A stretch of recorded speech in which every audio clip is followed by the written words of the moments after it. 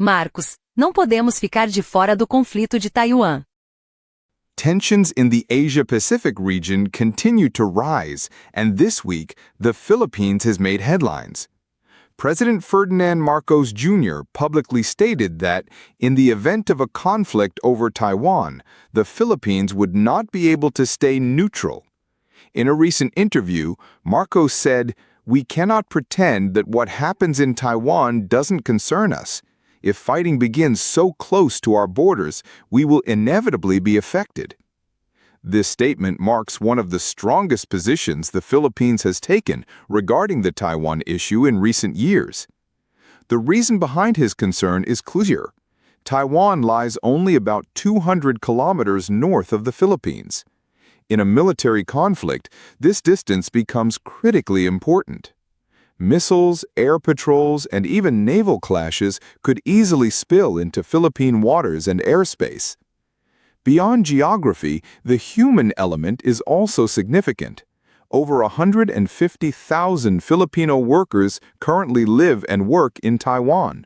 If war breaks out, they would be in immediate danger. President Marcos emphasized that the government must be prepared to evacuate them and offer humanitarian support. The Philippines is not a direct party in the Taiwan dispute, but its strategic position makes it difficult to remain on the sidelines. In recent years, Manila has allowed greater U.S. military access to several bases, especially in the country's northern provinces. Some of these bases are within striking distance of Taiwan. President Marcos explained that the Philippines has been in active talks with its allies, including the United States. The goal is not to provoke conflict, but to prepare for all possibilities. He added, "Our aim is always peace, but peace cannot be achieved through denial. It must be protected through readiness." This position has sparked strong reactions inside the country. Some lawmakers worry that taking such a public stance might damage relations with China, a major trading partner. Others, however, support the president's approach, saying it reflects reality and responsibility. Security experts argue that the Philippines faces a difficult choice. Remaining neutral might not be possible if the U.S. becomes involved given the Mutual Defense Treaty signed in 1951. Under that agreement, both countries are obliged to support each other if either is attacked in the Pacific region. Meanwhile, ordinary citizens are divided. Some fear that aligning too closely with the U.S. could bring war to their doorstep.